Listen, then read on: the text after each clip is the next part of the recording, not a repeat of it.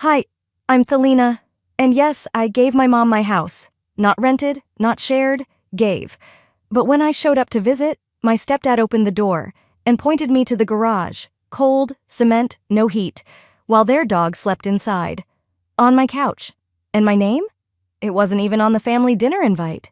But when I made one phone call, everything changed. And before we get into it, what time are you listening and where from? Tell me below. I read every word, but first, ask yourself, what would you do if your own mother chose silence over sheltering you? The wind carried that brittle chill only Kentucky autumns could conjure, sharp, quiet, and full of memory. I pulled into the driveway slower than I meant to. The house looked almost the same from the street, but the closer I got, the more I felt it. Something had changed. The porch planter I once filled with peonies had been replaced with gravel. The welcome mat I picked out with my mom 3 Christmases ago, gone. The door was freshly painted a dull gray, and somehow that hurt more than I'd expected. I cut the engine and sat for a second, my fingers still curled around the steering wheel. I had signed this house over to my mother 3 years ago. I did it with open hands and an open heart, thinking I was giving her stability after she remarried. It was the right thing to do, I had told myself. I didn't need a house then. I needed space, career, distance, and she needed a place to land after years of struggle. I opened the car door and stepped out, my boots crunching lightly on the driveway gravel. The air was dry, the sky overcast, as if even the sun couldn't quite bear to shine that day. I rang the bell. A pause, then the door creaked open. Reed stood there, no smile. Just a flat, "You're early." That was it. I waited for the rest, some acknowledgement, a polite welcome, a glance behind him to check if my mother had heard the bell. Nothing. I thought I'd come a little ahead of the family dinner, I said, pulling my suitcase up the step. Figured I'd settle in, help out. He looked past me like I'd brought in a breeze he didn't like. "We set something up for you, out back." Out back? My chest tightened, but I said nothing, just followed him silently through the side gate, wheeling my suitcase over uneven stones. The garage door was already open. Inside sat a cot, thin blanket, no heater, a single extension cord snaked from the wall to a small lamp. The air smelled like gasoline and old paint. "You know," he added, barely glancing at me, "the guest room's under renovation." I turned my head toward the house. Through the open blinds, I could see the door to the guest room cracked wide. The bed was made. Neat, not a speck of dust. "Right," I said. He walked away without another word. I stood in the center of the garage. My breath came out in soft clouds. I told myself it was just for a night, that maybe the heater had gone out, that there was some explanation. But when I stepped inside to ask for a space heater, no one looked up. My mother wasn't even in the kitchen. She didn't come out to say hello. I saw her, though, through the back window, laughing with Reed's daughter on the sunroom couch. My reading nook.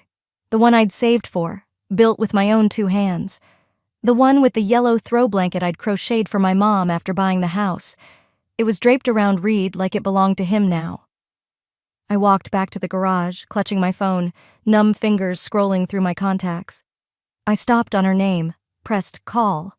Voicemail. I lowered the phone, sat on the cot, stared at the cement floor. "This is temporary," I whispered. "This is still your home." I could still hear her voice from that day, but it wasn't. Not anymore. The mattress squeaked beneath me as I lay down. I didn't cry. I didn't scream. I just stared up at the rafters, blinking slowly, my lips moving with a sentence I wanted to believe. "You did the right thing. You were trying to help." But the words felt hollower each time they left my mouth. The garage wasn't quiet. Not really. It creaked and groaned as the wind pushed against the aluminum door, and every so often, a car passed on the street outside, headlights brushing against the crack beneath the frame. But just before dawn, what woke me wasn't wind or light. It was laughter and clinking mugs. I sat up slowly on the cot, the blanket falling from my shoulders. The chill was worse now. My toes were numb, but my ears had sharpened to that voice I knew too well. Reed. And she's still here? Thought she had more pride than that. The words floated easily through the thin walls, no effort to whisper. I didn't move at first. I just sat there staring at the floor, letting the sentence echo.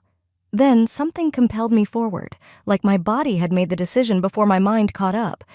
I padded quietly to the garage door, careful not to let it creak as I cracked it open half an inch. From that sliver of space, I had a clear view into the kitchen. Reed stood by the island, a mug in hand. Across from him, his daughter Stacy sat on a bar stool, legs crossed like she owned the place. "She gave us the house," he said, shaking his head. "Doesn't mean she gets to come and go like she owns it. She's not even family." Stacy scoffed. Did she seriously think she'd sleep inside? This isn't a shelter. They both laughed. Reed sipped his coffee like it was just another morning, like I wasn't 5 feet away hearing every single word. I should have walked back, closed the door, let it go. But I couldn't. I stood frozen, hands clenched, heart pounding, not in sadness, but in something deeper, something colder. That's when I flashed back, 3 years ago, standing in a small notary office downtown. I'd worn a navy blazer.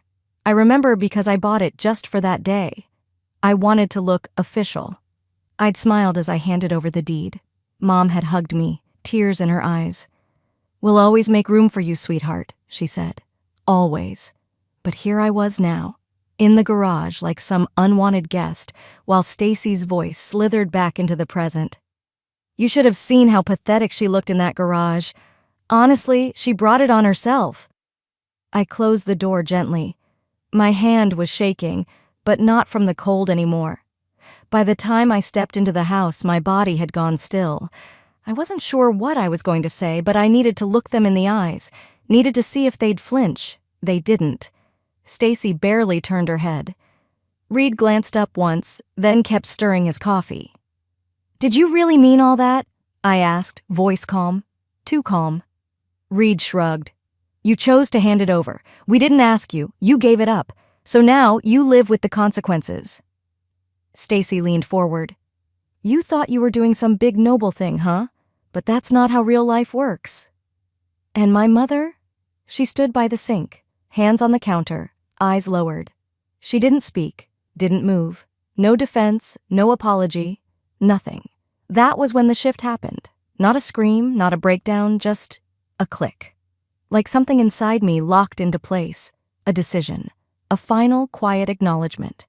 I turned without a word, walked back through the hallway, past the spotless guest room with its untouched bed and folded towels, opened the garage door, sat on the cot, phone in hand, and I started dialing.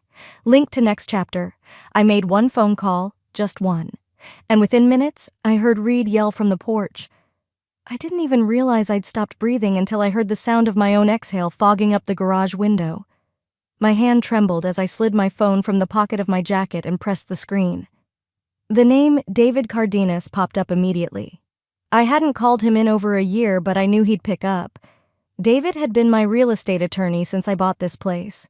We'd gone to college together. He knew my history.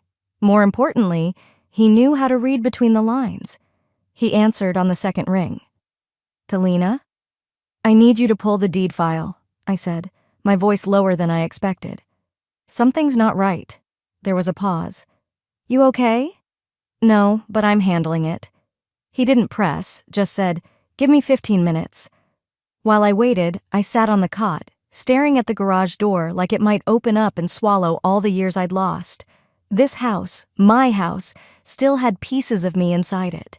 The crown molding I chose, the built-in shelves I'd installed, the paint color in the kitchen my mother swore made the space feel happier.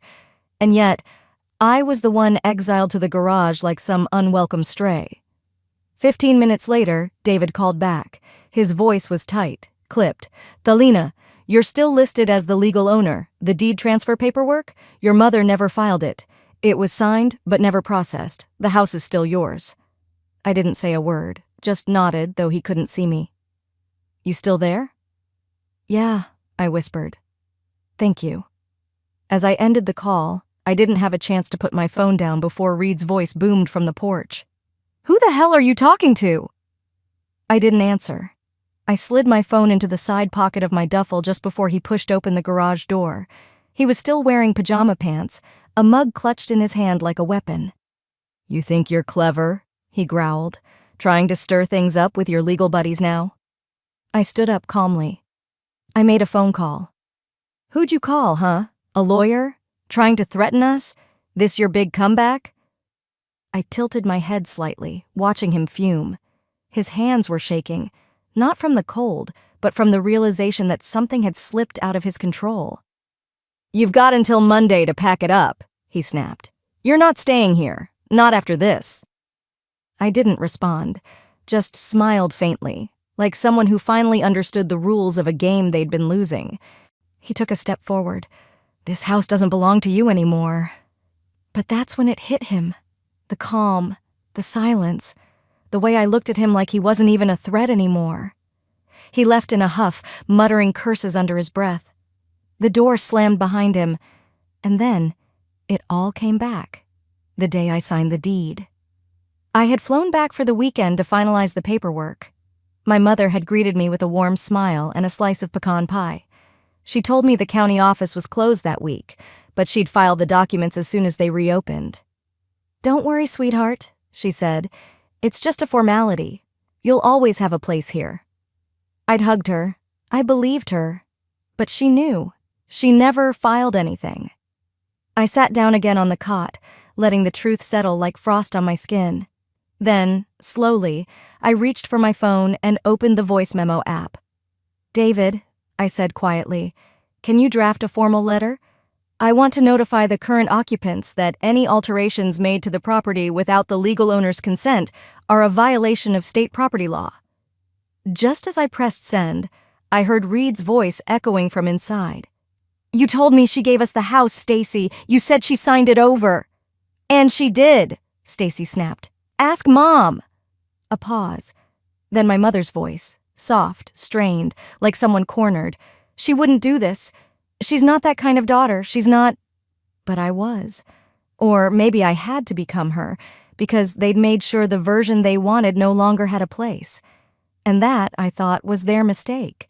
But I was exactly that kind of daughter now. By mid-afternoon, the air in the house had shifted. There was a tension floating just under the surface, like the air before a thunderstorm. I walked into the kitchen to grab a glass of water and saw it sitting there on the counter.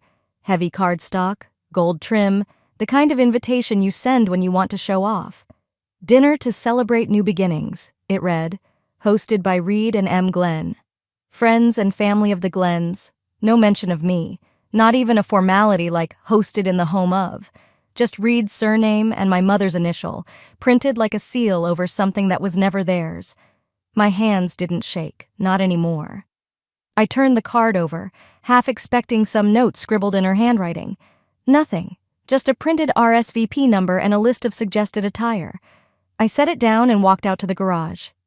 I already knew what I was going to wear. That evening, as twilight spilled over the rooflines of our suburban street, I stood in front of the hall mirror. No makeup, my hair tied back, wearing a simple black sweater and jeans. No jewelry, no heels, nothing festive. Just myself. I didn't want to be mistaken for someone trying to belong. By the time I entered the dining room, the guests had already arrived. The place smelled of rosemary and roasted garlic. Candles flickered against polished glasses. People I'd never met were lounging on chairs I'd bought, complimenting the warmth of the space I'd built with my own hands. I slipped into the farthest seat at the end of the table. No one stood up. No one asked where I'd been. I was invisible, but I was watching. Reed stood, raising his glass. "We're grateful to everyone here tonight. This house has been a blessing, and we're especially thankful to our tenant." He turned his eyes toward me like I was a distant cousin who had wandered in from the cold. "Who's generously allowed us to stay while we get back on our feet." Laughter. Polite, detached, rehearsed. I didn't smile. I didn't blink. The silverware clinked. My mother nodded in agreement, her mouth drawn in a soft, practiced expression. No apology, no acknowledgement. The food was passed. I didn't reach for any. Midway through the meal, I slipped into the kitchen to get a glass of water. That's when I heard footsteps behind me. Leora, my stepsister.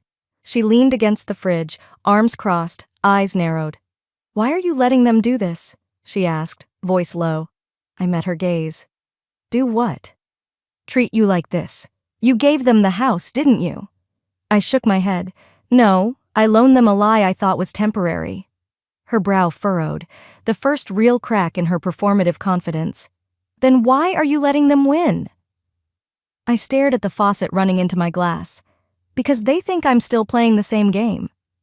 Back in the dining room, Reed was telling a story about his old construction job like he'd built the place himself. Everyone nodded along, entertained. I walked over to the table. Slowly, deliberately, I reached for the crystal centerpiece, a 3-tier glass arrangement of white orchids and twisted vines. I had it custom-made for this room 5 years ago. Lifting it from the center, I carried it down the length of the table. Some eyes followed. Most didn't notice. As I passed Reed's chair, I paused. I leaned just close enough for him to hear. "The only reason your glass hasn't shattered is because I still own this table." His grip on the wine stem stiffened. His smile faltered. And just like that, I walked into the kitchen and placed the centerpiece on the counter. My home, my rules. I didn't need applause. I didn't need confrontation. They'd made their introductions. Now it was time for mine. And I hadn't even started yet. The morning after the dinner, I woke early.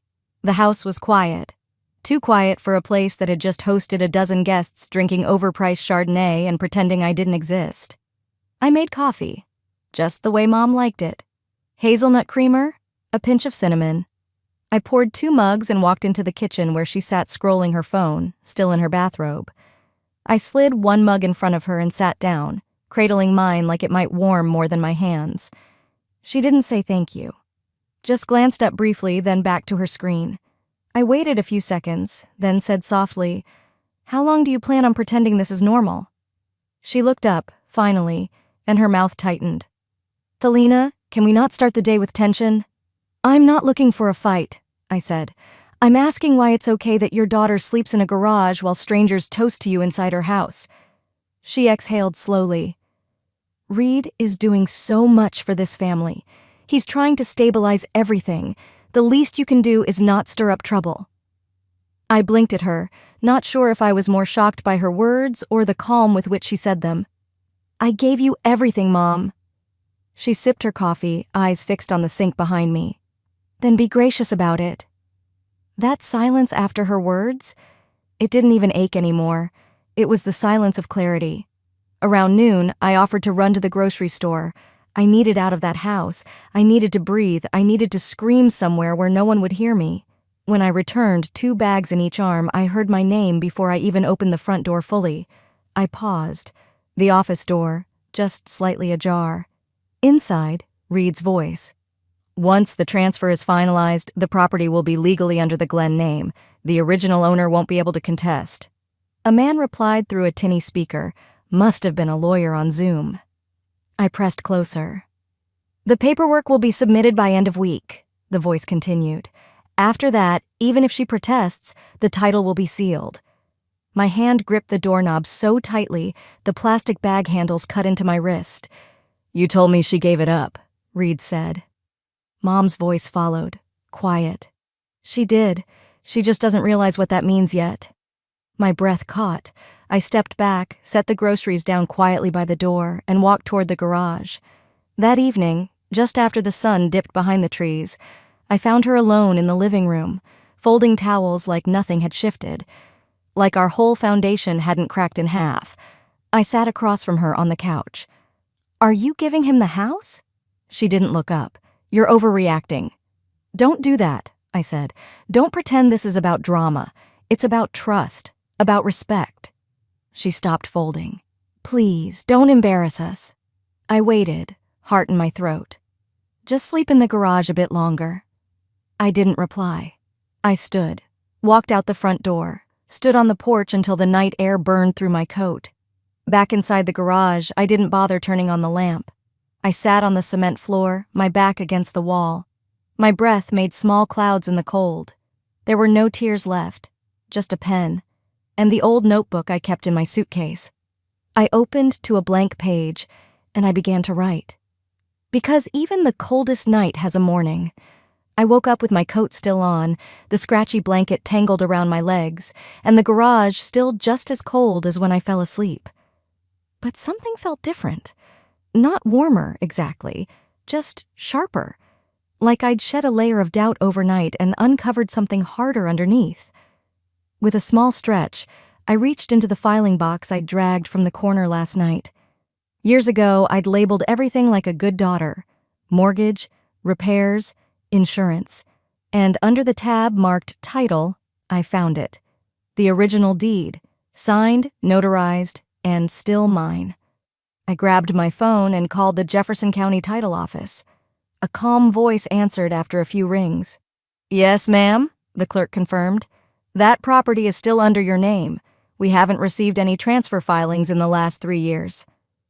I didn't smile. I didn't react. I just said, "Thank you," and ended the call. A quiet calm came over me. Not relief, not victory, just readiness. That afternoon, I took a walk to clear my head. I passed the post office, the bakery that still sold pecan bars like they did when I was in high school, the bench where Dad used to wait for me after music lessons. That was a lifetime ago. Before Reed, before Tenant, before Silence. As I neared the corner of Main and Madison, my phone buzzed. A text from Laura, my old coworker. "Why didn't you come to the Glenn family dinner last night? Reed said you moved to Portland?" I stopped walking. I never left. Hands trembling, I opened social media. There it was, picture after picture. A string of carefully staged shots, my mom in her favorite red shawl, Reed at the head of the table. Even the family dog perched beside the fireplace. Not one image of me, not one mention. Portland? They hadn't just erased me from the house, they'd erased me from the narrative. I stared at the screen until my thumb hurt from gripping the phone too tight. Then I turned around and walked straight home, back to the garage. Inside, I didn't sit. I didn't stew. I opened my laptop, pulled up the contact list, and called the family lawyer, Mr. Hillard, the one who handled my father's estate all those years ago. When he answered, I didn't waste time. "I need you to issue a cease and desist. Any attempts to alter property ownership, make structural changes, or present false claims about residency, shut it down. Full legal wait." He was silent for a beat. Then, "Understood." I didn't tell Mom. I didn't tell Reed. I let the letter do that for me. By evening, I was back in the garage organizing everything: emails, bank statements, the deed. I stacked them neatly in a box, labeled it ownership evidence, and slid it beside my cot like armor beside a soldier. I stared at it for a long time, then opened my notebook, turned to a clean page, and wrote, "Hi, Mr. Kaplan. I believe you handle real estate dispute cases?" Because now, it wasn't just about surviving their betrayal. It was about rewriting the story they tried to delete me from. And then, my stepfather found the letter I never meant him to see. It must have slipped from the old notebook I'd tucked between the blankets. I hadn't even noticed it was gone, until I heard the garage door slam open with a violence that made the metal rattle. Reed stood there, red-faced, the folded page crumpled in his fist. "You left this lying around? Thought you were clever hiding it under the mattress?" he barked. My breath caught.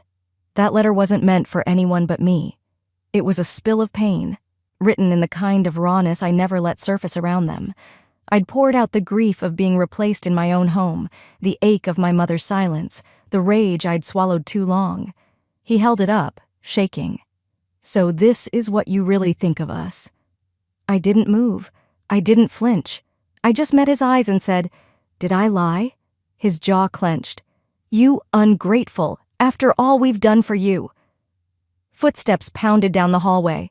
My mother appeared at the entrance, her robe clutched at her chest, eyes wide and furious.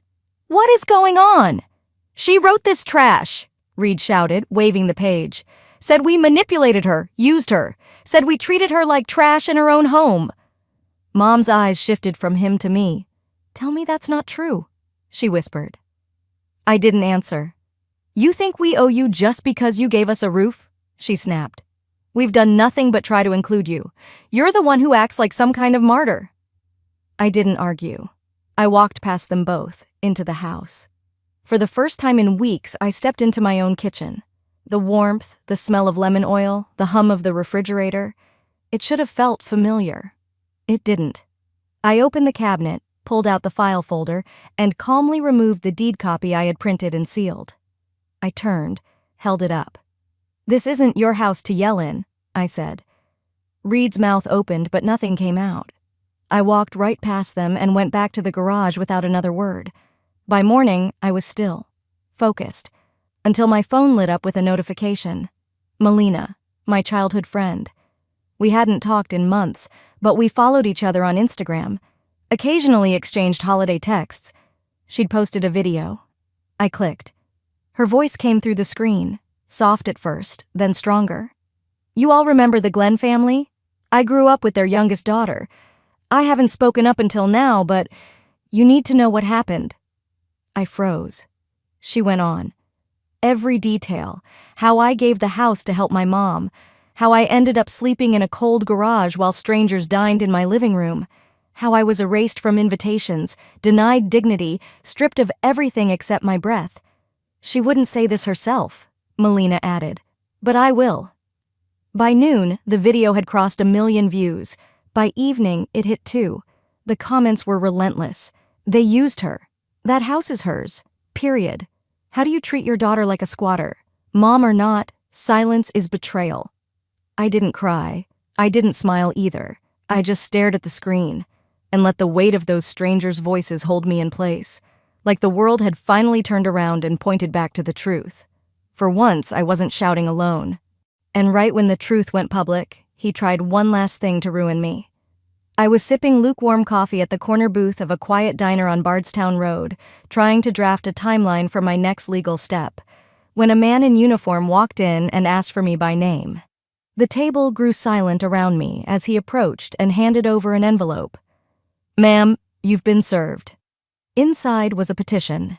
Reed had filed a request for a temporary protective order, claiming I was mentally unstable, a danger to myself and others. Attached was a single paragraph, ripped straight from the letter he'd stolen from my notebook. No context, no explanation, just one raw excerpt from a private grief journal, weaponized like a blade. "He's trying to paint me as unstable?" I muttered, heart pounding but hands steady. "After everything he's done?" I didn't drive straight home. I turned toward a small brick office near the university hospital, my therapist's office. Dr. Bennett greeted me with her usual warmth, a quiet nod, and ushered me into the back room. She'd known everything, months of sessions, trust painstakingly built. She read the petition, then looked up at me. "You've come here weekly," she said calmly. "You've never once shown signs of instability. What he's doing is manipulative, and it ends now." She typed a formal evaluation, included every session date, notes on progress, and her clinical opinion in black and white. That night, I emailed it to my attorney. "Also," I wrote, "please draft an eviction notice for both Reed Glenn and Leora Glenn." By morning, everything was signed, filed, in motion. 2 days passed, quietly. Reed must have thought his petition would stall me, shame me into silence. He didn't know silence was my sharpest tool. It was Friday afternoon when the sheriff's cruiser pulled up outside the house. I heard the tires on gravel before I saw the blue lights wash across the garage wall. From my perch on the old folding chair, I stood and walked to the edge of the driveway, watching as the deputy approached the front door. Clipboard in hand, calm and unshakable. Reed opened it with that usual puffed-up stance until his eyes landed on the badge. "I'm here to deliver a court order," the deputy said evenly. "You and any other non-title-holding occupants have 48 hours to vacate the premises. This property is registered under Thelina Marin. Any refusal to comply will result in legal removal." Reed blinked like someone waking from a long, self-serving dream. "She's lying! This house belongs to us!" The deputy didn't even glance at me. He handed Reed the paperwork. I stood behind the screen door, not smug at all, just rooted. For once, he had no audience, just facts, no twisting, no theatrics, just law. And he wasn't used to law being on my side. His voice cracked. "You don't get to do this." I looked him in the eye and answered, calm as the breeze rustling the oak leaves behind me. "I already did." He stepped back like he didn't recognize the world anymore. Like daughters weren't supposed to fight. Like garage walls weren't supposed to talk back. But I wasn't just the girl in the garage anymore. I was the woman on the deed. But even after the sheriff left, my mother still hadn't said a word to me until that morning. It was Sunday, gray and slow, the kind of morning where the air felt like it was holding its breath. I'd just finished folding the last of the laundry I didn't remember starting when I heard it. A knock, not frantic, not proud, just hesitant. I opened the front door. There she stood. No suitcase, no jewelry, not even her usual polished posture. Her coat was misbuttoned, her eyes rimmed red, and for the first time in weeks, maybe years, she didn't look like a woman with a plan. "He left," she said, voice thin. "Took the savings, took the car. I didn't know, I didn't think." Her sentence hung unfinished between us like all the others she'd never completed. I didn't say a word. I stepped back, led her into the entryway, but nothing beyond that. She walked in slowly, glancing at the living room like it had changed languages. She stood in the kitchen, quiet. Then, almost in a whisper, "Can I stay here for a while?" My hand, mid-stirring honey into my tea, froze. The spoon clinked softly against the side of the mug. "I gave you this home once," I said. "You gave me a garage." She turned her head slightly, not fully, not enough to meet my eyes. "This house doesn't have room for what you brought into it," I continued calmly. "But I'll pay for a motel. That's more than either of you did for me." I could see her shoulders drop just slightly, as if bracing for more. But I had no monologue to give her, no screaming match, no tears, just boundaries. Her lips parted, maybe to protest, but she stopped herself. She just nodded. I handed her the motel voucher I'd printed that morning. A part of me had known this moment might come. We stood at the door again, but this time I walked her out. She paused on the porch, fingers fumbling with the collar of her coat. "I thought I was protecting myself," she said. I didn't challenge it. I didn't need to. "Sometimes protection looks a lot like betrayal," I answered gently, "and you'll have to live with that, not me." She turned, walked down the steps, and didn't look back. Inside, I sat on the couch, the one that used to hold 5 bodies and carry none of their weight. I traced the rim of my tea mug with a fingertip. The deed still lay on the coffee table, edges slightly curled. My name on it, plain and solid. Only mine. No applause was ever coming. Just quiet. Just peace. And that was enough. I leaned back, closed my eyes, and whispered to no one in particular. "Next time, I'll save a key for the version of me you should have loved."